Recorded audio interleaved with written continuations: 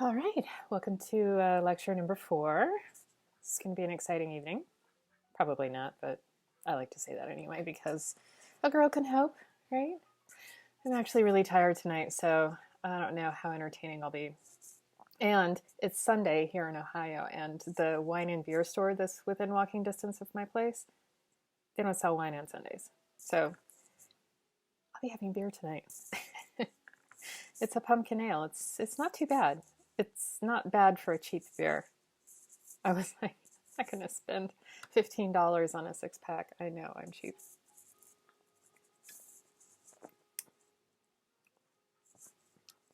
It's got kind of a weird aftertaste, but it's better than nothing, so. Okay, and it's better than an IPA. I really don't like the aftertaste on an IPA, so I'm not going to complain. I'm going to be happy that I have my beer and that I have my jazz music and my duck. And we're ready to go. So this week, we're going to be covering Chapter 4.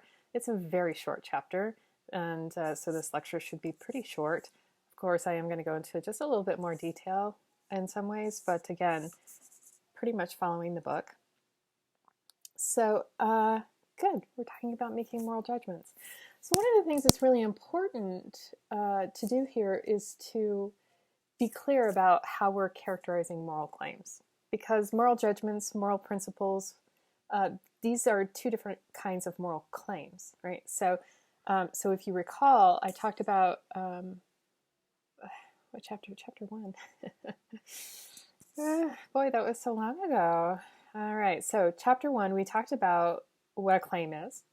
And we talked about how a claim can become either a premise or a conclusion in an argument or in a process of reasoning. The conclusions of certain processes of reasoning sometimes are called very special things. Excuse me. This is the problem with beer, is it makes you belch. Oh well. I'm going to be a little bit uncouth tonight. I know. I am never uncouth. I'm always just prim and proper, on point. And this is just going to be an awkward situation for you all, but I appreciate you hanging in there with me. So.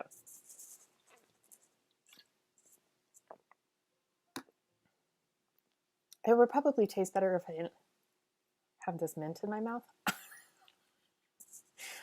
But it's my nicotine and I need that. So, all right, let's talk about the conclusions of various processes of reasoning. Can have special characteristics, and so this is why we have additional names to label them. So you're probably very familiar by now that philosophers really like to label things. We love categories. We like to categorize everything, and we'll categorize it into, finer and finer and finer categories, right? So this is kind of what we're doing with claims, because like I said, the central philosophical project is working with arguments. We're working with claims. We're working with statements, right? So in order to keep straight what kinds of statements we're dealing with and in what environments we're working with them, we have special other categories that we sort them into. And this chapter is going to open up with sorting claims into certain kinds of categories. Now, you're going to be familiar with some of these categories already, but we're going to review it because it's really important to what we're going to talk about in this chapter. So again, moral claims, this should be review. If you are not familiar with what I'm saying here, you need to go back and review chapter 1 specifically. So, moral claims are normative statements, okay? So remember, we're only working with statements. What's a statement? If I could hear you, I would hear you say something like, a statement is a sentence that can be either true or false. And we work with statements because we're interested in truth. We're interested in providing evidence for the truth of certain other claims. So moral claims are normative statements. Normative statements. What are normative statements? Well, there are different kinds of normative statements. Again, there are prescriptive statements that tell us what we ought to do or what we should do. And then there are evaluative statements that tell us, they ascribe the property of goodness or badness to a particular person or thing, event. Okay, so moral claims are normative statements. That should just be obvious at this point. But they have other characteristics depending on which moral theory you think is true and how we're using them. So now remember, we are actually, in this book, we're going to be, for the purposes of the rest of this book, if you recall, in chapter 2, the author said we're going to assume that moral objectivism is true. So the rest of what we're doing in this book is always going to be under that assumption. Okay, so again, I remind us that moral objectivism is true. Why? Because there are implications of moral objectivism that are going to apply to the processes of reasoning that we're going to talk about today. So if moral objectivism is true, then that entails that if, okay, this is a hypothetical, if a claim is true, then it is objectively true. Now, you'll see why I'm emphasizing that once we get down into the format of moral reasoning, because we're going to be using moral claims that may or may not be true. They might seem intuitively like a moral claim, but they may or may not be true. If they are true, though, they're objectively true. Okay, so that's just a consequence of assuming moral objectivism. And again, if it's objectively true, that means it's going to be true for all people, at all places, at all times. Okay. And this notion of a claim being true for all people, at all places, at all times, this is just what we call universalizability. That is a big damn word, right?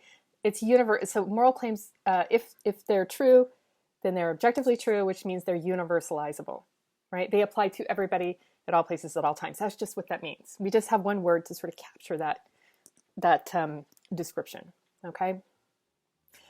And here's another feature of moral claims that the book is reviewing is taking you through a quick review of these. We've already discussed this, but I want to emphasize it again, because when we're going through processes of reasoning, we might consider other things, right, than just moral principles. Moral claims have the additional feature of being overriding. So remember, there are lots of different kinds of normative claims. There are lots of different normative domains. There's law, there's etiquette, there are rules of games, right? So there are lots of different normative domains. Even the domain of practical rationality, or of making decisions that are in your best interests, right? That's not morality, right? That's personal, that's self-interest. And it is rational to behave in your self-interest. But oftentimes what is rational for you to do is going to come into conflict with what's moral. And when those things arise, the moral considerations or the moral principles are overriding. So if you have a moral judgment, if you make a moral judgment about a situation, then if there's something you ought to do morally, and there's something you ought to do just in terms of your rational self-interest, every single time these two things come into conflict, the moral should be overriding. So moral normativity overrides every other kind of normativity. It has the most important, the highest level of normativity, right? So if you have multiple things you can do that obey certain sets of rules, morality is always going to come out on top. It should anyway. Okay, so we're going to treat moral claims as overriding. And that's partly a consequence of objectivism, right?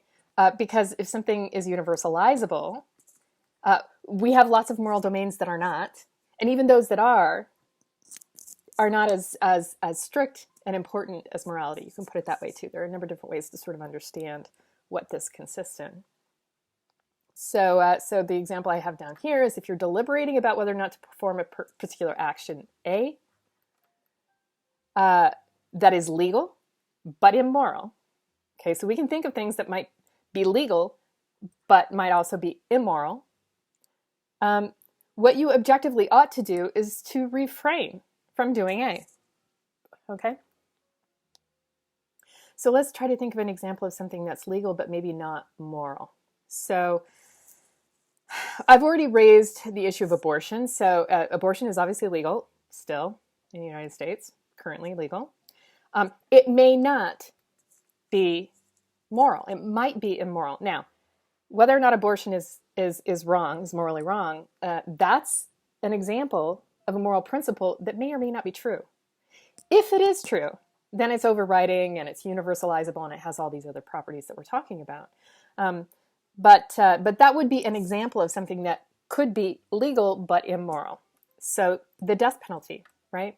So putting somebody to death, the state putting somebody to death, perhaps that's murder, right? That might be immoral, but it's legal in some states, right? So these are examples of things that have that have different that satisfy different normative conditions, and morality is always supposed to be coming out on top, right? You can see where these things are going to get into conflict, though. Okay, now, whoops, I scrolled down too far. I need a little bit of a drink. Okay, it's good that this one is a little bit short tonight because I'm really tired. Okay, so let's talk about what we call standard moral reasoning, right? The book just refers to it as moral reasoning, but a little bit further into the chapter, they're like, well, actually, it's standard moral reasoning, and we're calling it that because we're going to pit it against this thing called moral particularism. Particularism. I can say that word, and I enunciate really well. Okay. So I just went ahead and called it standard moral reasoning here. It's a particular view.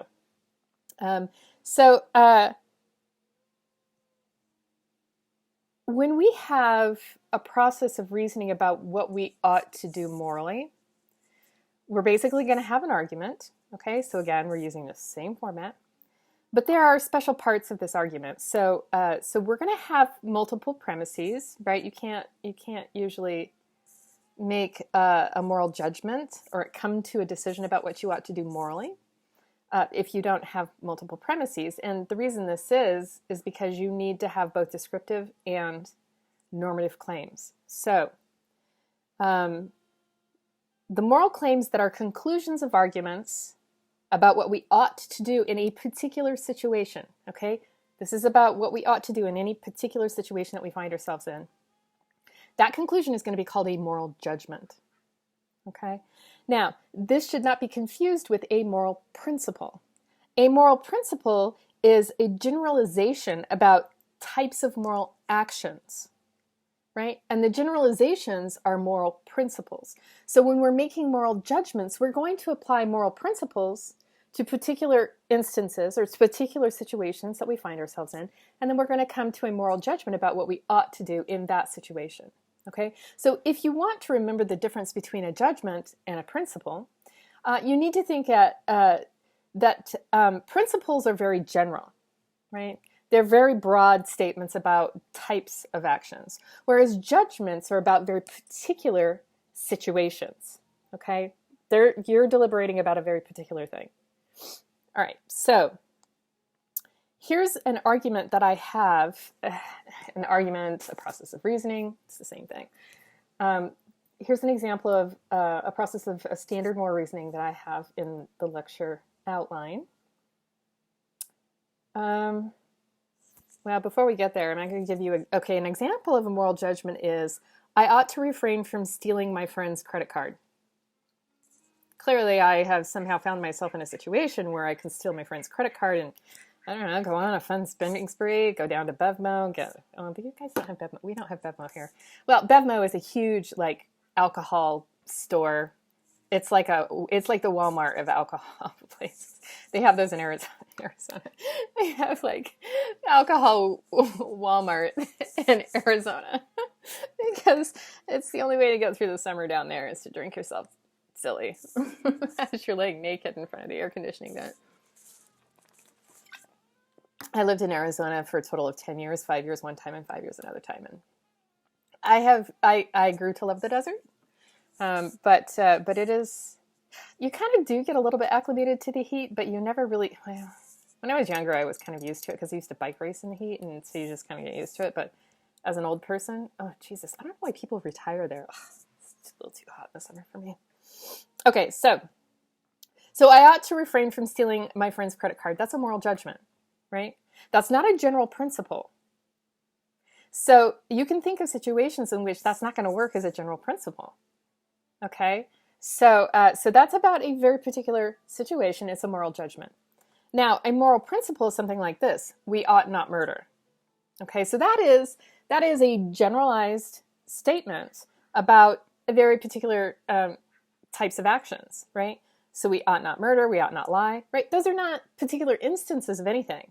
They're categories of actions, right? So a lot of things can fall into the category of murder.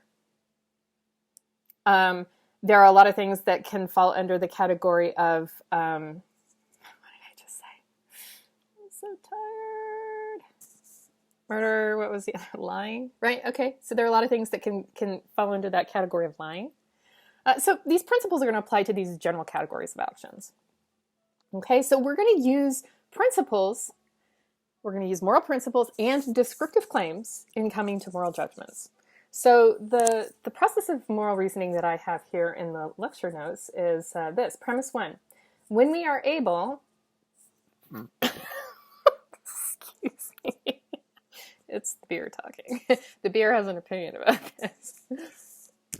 Excuse me. Oh my God. Wine is so much... It's better for maintaining proper lecture etiquette. Oh God, I'm going to belch again. Okay. Okay.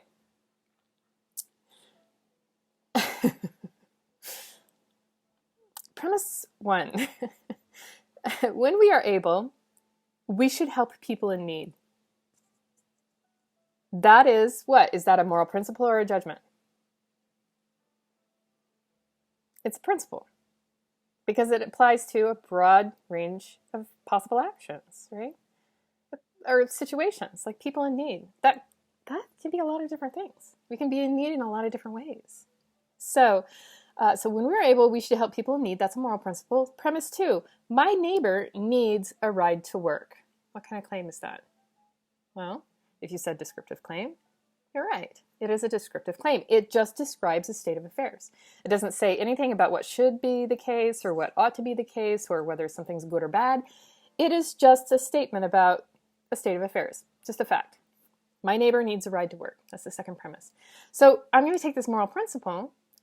When we are able, we should help people in need, and I'm going to apply it to a very particular situation which is described by the second premise. And the second premise is just that my neighbor needs a ride to work. So moral principle, particular situation. And what's my conclusion? Well, my conclusion is going to be an ought claim. It's going to be a normative claim. It's prescriptive. It's going to tell me what I ought to do. So these two things together entail that I ought to give my neighbor a ride to work if I'm able, right? I should have probably made that a little more detailed in the outline. I can always fix that and then repost it. So that's how we arrive at moral judgments. Now, this is a simple process of reasoning. When you do processes of reasoning like this, it's not unusual to have multiple descriptive premises. Because what you're looking at are particular situations, and there might be a number of relevant facts in any given particular situation. So you are only ever going to use one moral principle, though. Okay? So one moral principle at most, possibly multiple descriptive facts, one conclusion. Arguments only ever have a single conclusion. Okay? So remember this. You're only ever going to deliberate about one moral principle at a time. I don't want to see multiple moral principles and arguments. One moral principle, possibly a complete set of descriptive claims. I've only got one here because I wanted to keep it simple. And then one conclusion, which is a moral judgment. So this is a good demonstration of the difference between a principle and a moral judgment. So I have a couple of things that I want you to notice about this argument, and I'm just going to read it right from the outline because it's the easiest thing to do. I'm all about doing the easiest thing tonight.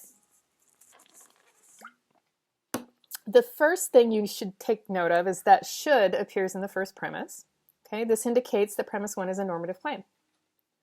But which normative domain does this normative claim belong to? Right? When you're assessing an argument like this, you want to immediately flag anything that's got should or ought in it, or a claim about what's good or bad. Okay, those are going to be normative claims, and then you have to figure out which realm of normativity are we talking about here, right?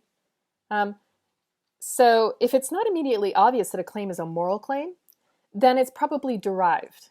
So there are derived moral claims, moral principles. So we got foundational moral principles, and then we have moral principles that are derived from those foundational principles.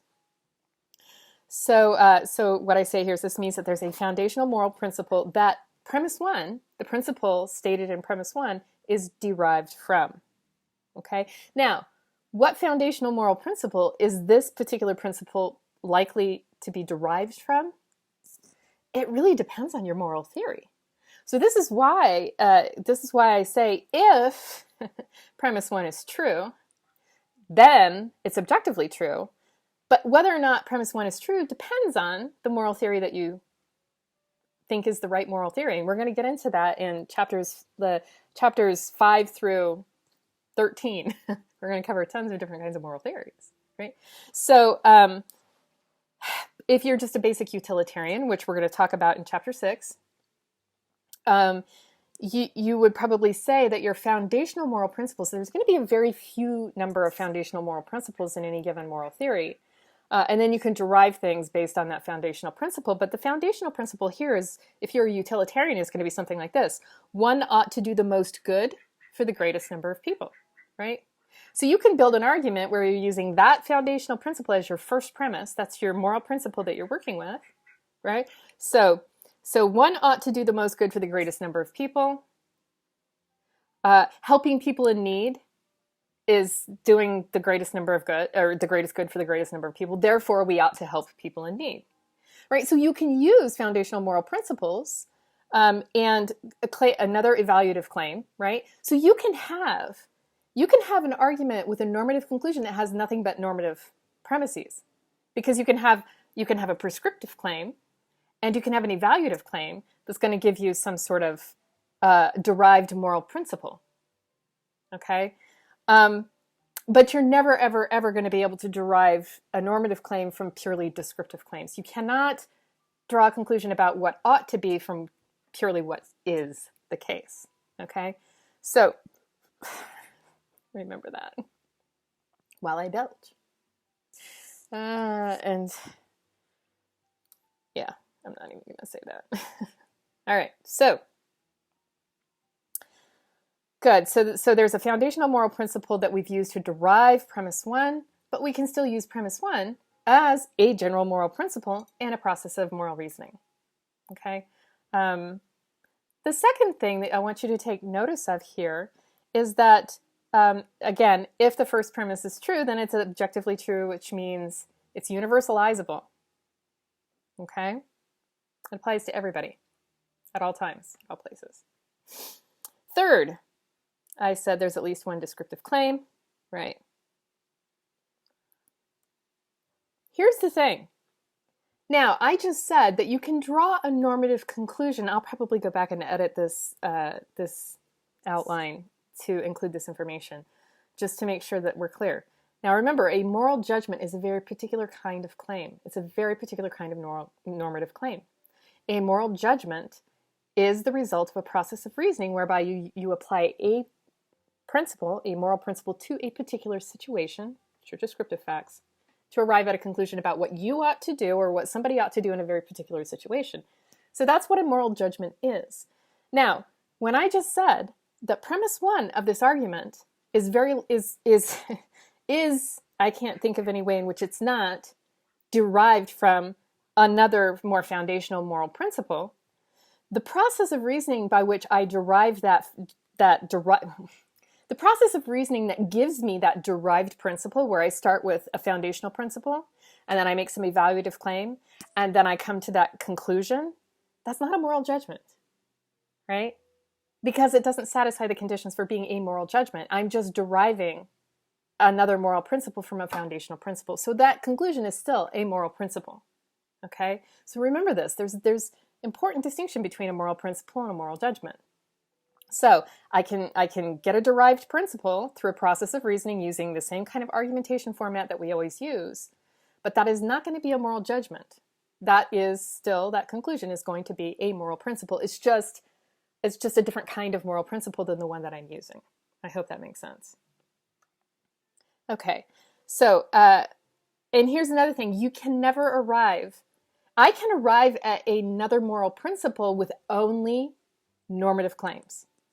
So if I say doing the greatest amount of good for the greatest number of people is the morally correct thing to do, that's a foundational moral principle. And then I say helping people in need produces the greatest amount of good for the greatest number of people, something like that, right? So I apply that to a type of action, right? So we're still talking about types of actions. And I draw the conclusion that we ought to help people in need whenever we can. I have come to a normative conclusion from purely normative premises. One of them is prescriptive, one of them is evaluative. The conclusion is another moral principle, okay? I can do that with just purely normative claims, but you can never, ever, ever, ever arrive at a moral judgment without descriptive claims. So you always are going to have at least one normative claim, preferably only one normative claim, because that's going to be your moral principle. And then you have to have descriptive claims in order to come to a moral judgment. Why? Well, because it's your descriptive claims, they're going to identify the situation that you're in. And this is, again, why sometimes you're going to have more than one descriptive claim, because you have to kind of develop a scenario, like here are the relevant descriptive facts that help me identify this situation that I'm in that this moral principle applies to. So again, a moral judgment, I know I feel like I'm beating a horse here, but sometimes you need repetition to get this, in your mind. A moral judgment is always, always going to require descriptive claims. You can never come to a moral judgment from just normative claims alone. If you have an argument that has just normative claims, you're probably just deriving another moral principle from a more foundational moral principle. Okay? Let's see. This is already in the outline. Not much left. Short chapter. Woo-hoo. I think I'm only going to get through one beer here. I actually have a cooler with more beer in it right next to my chair, just in case. You never know when you might need another one. All right. So I hope that this is clear. If this is not, please feel free to either email me or use the journals online to ask questions. There are some students who have been using the journal feature to post questions for me. It's a great way to have a nice back and forth. You can also email me. But I check the journals just as frequently as I check the emails. But if you have questions about this, make sure you ask me, okay? I'm happy to answer questions before you attempt the quiz if this doesn't make sense. Okay. The next section is called Moral Particularism and Moral Reflection. All right, what the heck are we talking about here? Well, moral particularism is a view that's a challenge to this standard moral reasoning, right? So what philosophers try to do is they try to model, right? So what we try to model human thought processes. Okay, we're not doing it in the way that cognitive scientists do it, but we are, in philosophy, we make claims about psychological processes, and reasoning is a psychological process. And so we try very hard with the way that we outline processes of reasoning to really capture human thought processes. Now, some of the way in which we tried to capture this came about before we had a really robust sort of set of cognitive sciences. And so some of this stuff is a little bit outdated in terms of the way people actually think. And I'm actually writing a dissertation about this very thing. I mean, it's not this topic, but it is very much in this domain, right? Whether or not these philosophical models of psychological explanation that we use for how we do these things in our minds, whether or not these accurately reflect the way we really think. Well, the moral particularist is going to say, this traditional way of thinking about moral reasoning is not the way we actually do it. It's not the way we actually think. We don't sit down and apply moral principles to this set of descriptive claims and then come up with an idea of what to do. The moral particularist is going to say, we just sort of think through morally relevant features of a situation, and then we just do something. Okay. That's weird. I'm just going to say right up front, I think moral particularism is weird.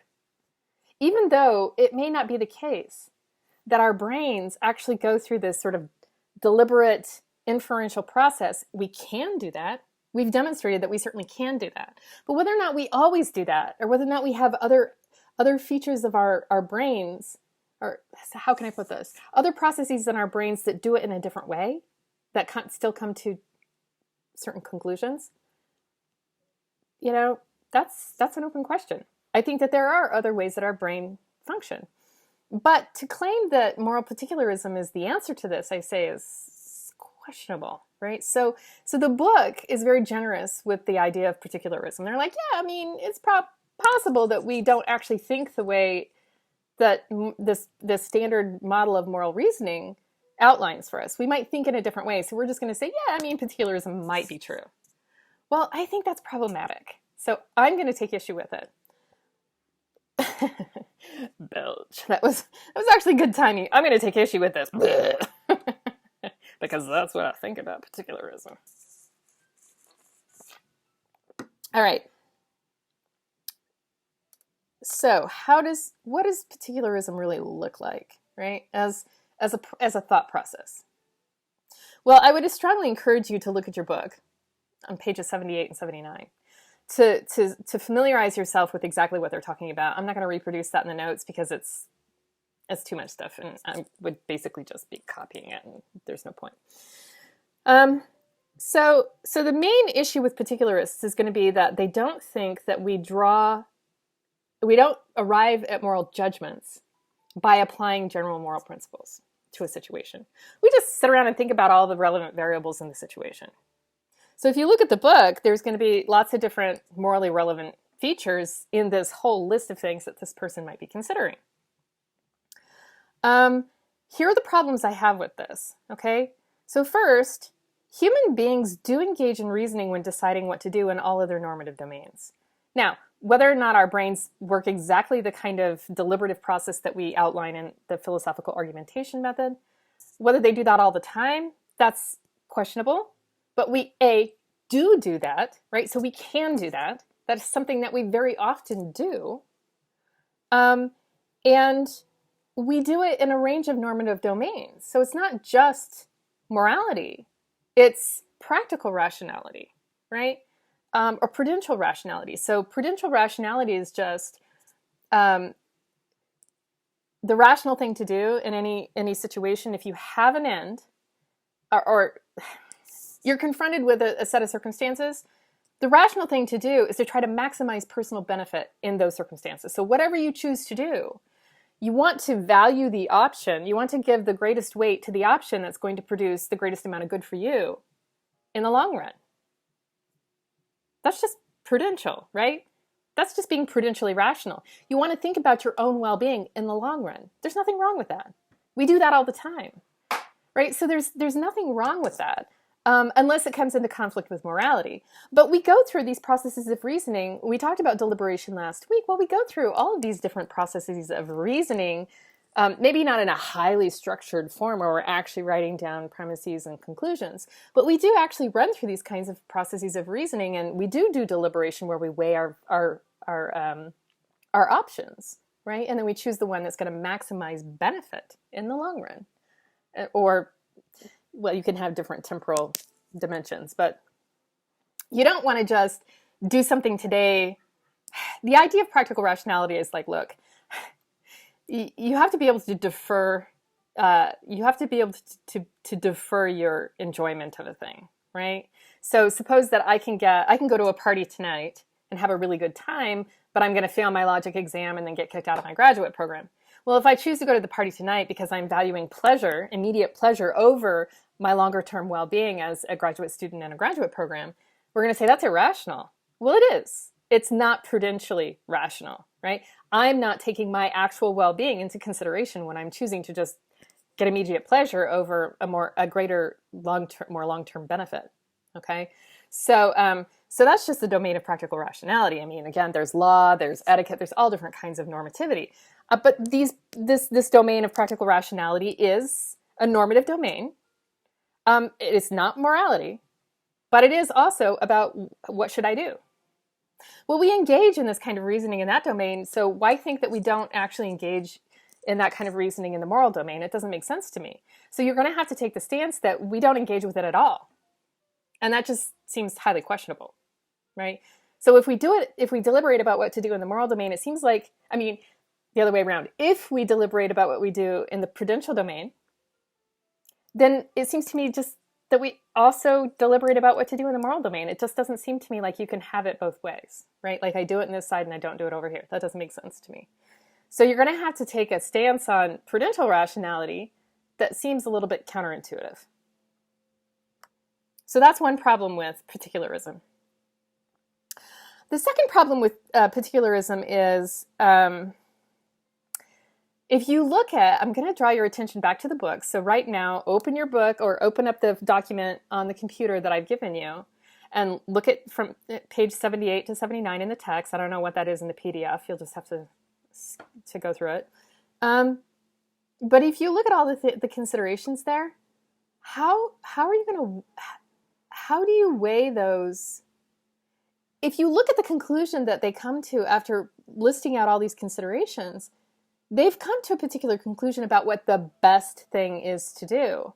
But how do they decide what the best thing is to do without being able to weigh their options? How do you assign weights? How do you assign values or importance to the various options that you have? I mean, what moral principles do for us is they help us assign weight to various considerations, right? So I should put more weight on a moral consideration than I should a practical consideration. I should put more weight on a moral consideration than a legal consideration. So without any moral principles to use, it seems like your decision is kind of going to be arbitrary. I mean, and is it really going to be a moral decision just because you've thrown in some moral factors? If you're not weighing your moral options more heavily than your non-moral options, is that really going to be a moral decision that you're coming to? That's unclear, right? So moral principles provide us with ways to assign value or weight to our options. And whether aware of it or not, we very likely do use moral principles in the background of our decision making. Like I said, we probably don't.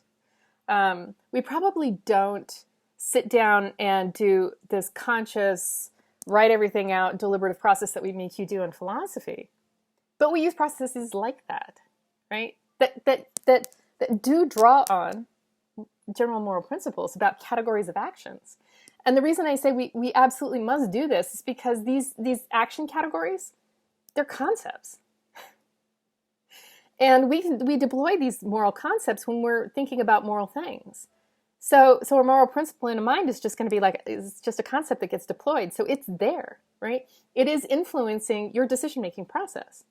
So I think moral particularism is kind of off. I think it's a weird view, and I think that you would have to make some commitments about other normative domains that you probably wouldn't want to make if you're really going to be a committed particularist. So I think it's not a very good view. So that's my 2 cents about that. Actually, it's more like $1.50. I always give about $1.50 instead of 2 cents because I just have so much to say.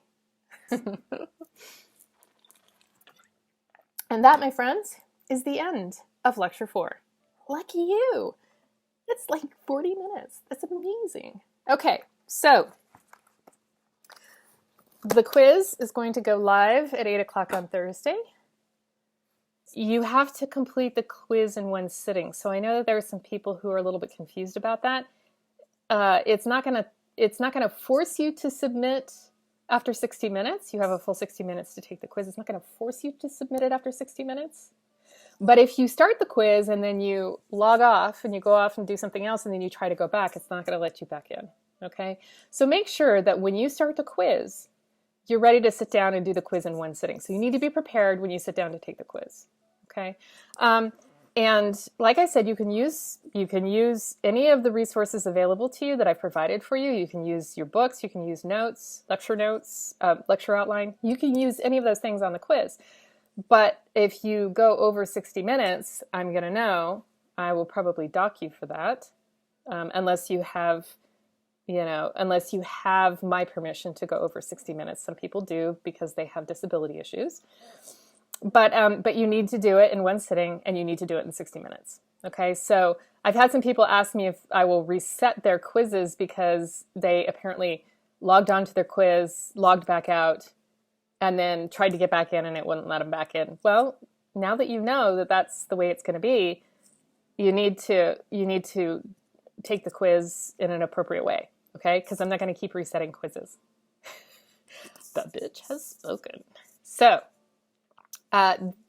the idea is for you to study this material before you sit down to take the quiz, because you're not going to have, you only have, as you know, the quiz might only have 7 questions, but the quiz is designed to make you apply these principles to certain cases, right? So you have to think about them. And if you're not familiar with the material, it's going to be hard as hell for you to answer these questions by just looking through your book and looking for an answer, because there aren't answers in the book and there aren't answers in the lecture. You have to understand this material and then apply it, right? So if you're confused about the kinds of quiz questions I'm asking, you have to stop and ask yourself, what principle or what thing that we have gone through does this refer to? And there's always going to be a title for every, here's just a hint for quiz taking. Every question has some sort of a title to it, like what it's about, right? So you should know if it's about moral principles, okay, she's going to ask me questions where I have to apply what I know about moral principles. What do I know about moral principles? Well, moral principles have to satisfy these conditions in order to be considered a moral principle, right? She's going to ask me a question about moral judgments. Well, what is a moral judgment? I need to understand what a moral judgment is so I can answer the question about, is this a moral judgment? Or which of these moral judgments is the most appropriate one to fit into this premise slot? Okay? So I'm expecting you to apply this information. You're not going to find answers in the book. You're not going to be able to find answers just in the lecture outline. I don't quiz that way. So you need to be prepared before you sit down to take the quiz. Okay? And that's all I'm going to say about that. Okay. Bye. And I can't log out.